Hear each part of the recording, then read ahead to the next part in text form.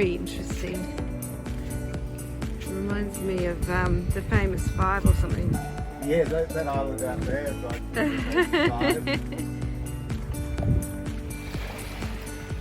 love that book. Absolutely love that book. I think I've We got must it. have read the same one.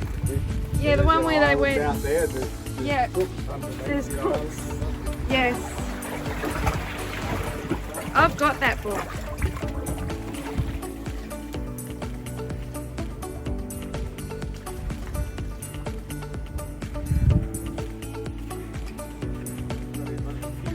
You're happy, aren't you? Hello. We're just laughing. They're happy with it. Yeah.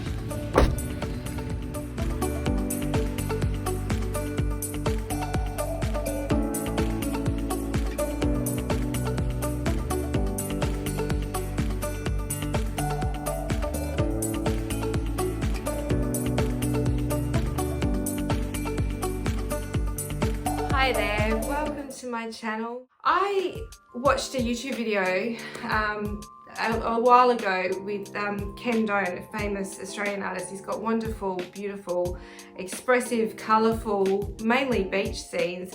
And he was talking about his process, and he sort of said, I just want to create the feeling of what it's like to be at the beach, which was, for me, it just really stuck with me because it's so freeing. Like when you just think about creating art in terms of we're trying to create a feeling rather than, you know, something representational or abstract, that becomes sort of irrelevant. It just becomes, you know, this is my experience of something. So it opens your imagination up to all of these possibilities.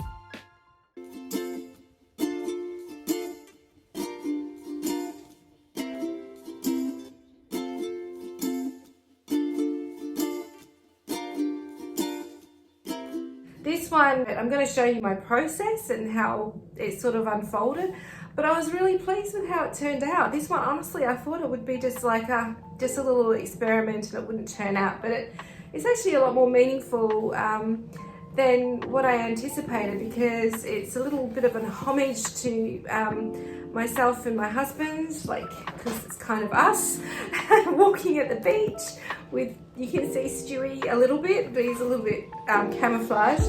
I've documented the process just to show, like, I've been using papers and things like that on my canvas. And another thing I want to show you, just as I went, something that I've been doing a little bit lately, is I've been getting the cheap acrylic paint. So this is Global acrylic, and it's only, I think one of these is only about $15 Australian to buy, but they're transparent. So what you can do is put like a translucent wash over your other colours, and it makes them sort of really stand out. You get this real depth and deliciousness of colour that sort of translates across.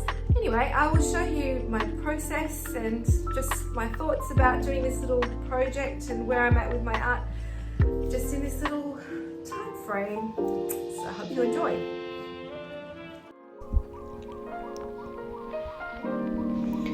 So I'm just laying down some papers with PVA glue.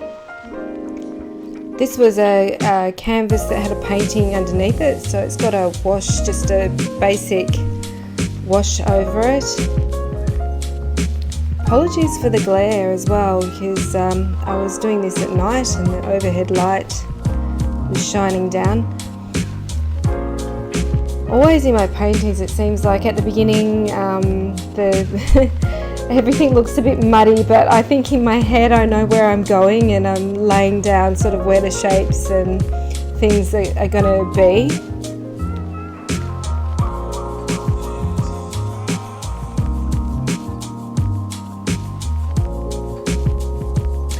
I used a bit of a reference photo for this, but just loosely. Obviously I changed it around a lot, and I always like to put in sort of things from my own imagination as well as looking at real life.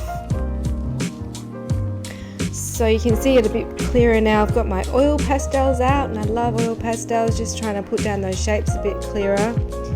And it's starting to look a little bit more like something, but you know, still I can see from somebody else's point of view you wouldn't be able to make head or tail of it, but in my head I can.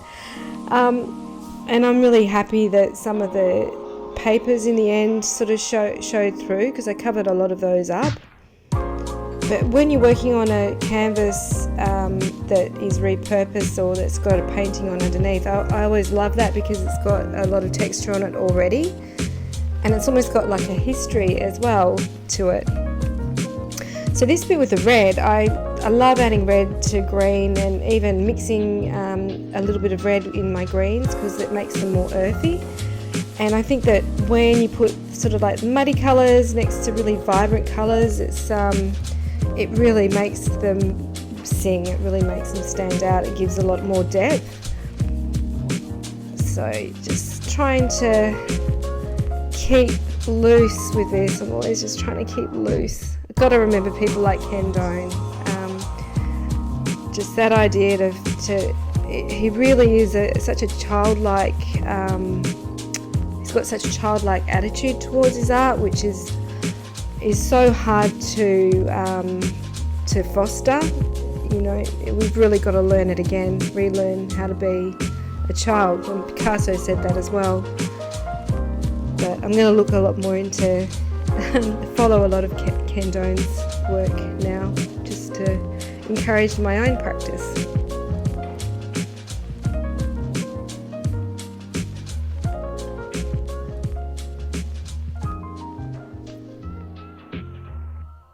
I love this colour blue.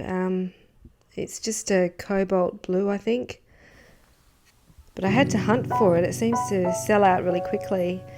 And these are the global paints, so they're very chalky. They're not, some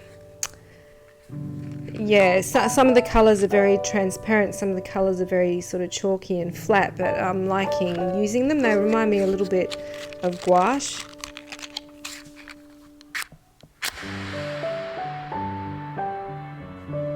And they pick up, you know, a lot of the textures as well underneath. They show it through. So here I'm just swapping around and getting because I've finished my painting session for that day, and I always have something on hand to use up old leftover paint.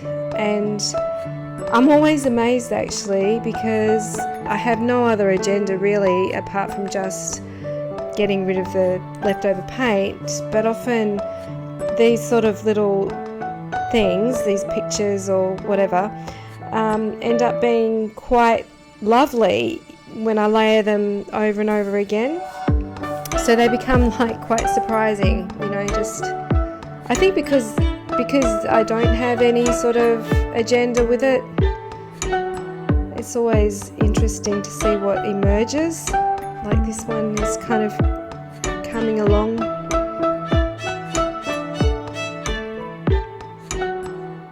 It's another close-up of the paint and all the textures. I used a bit of oil pastel for the Stewie dog.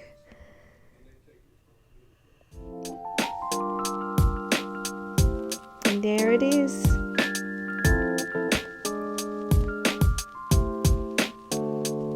I was really quite happy with how it turned out.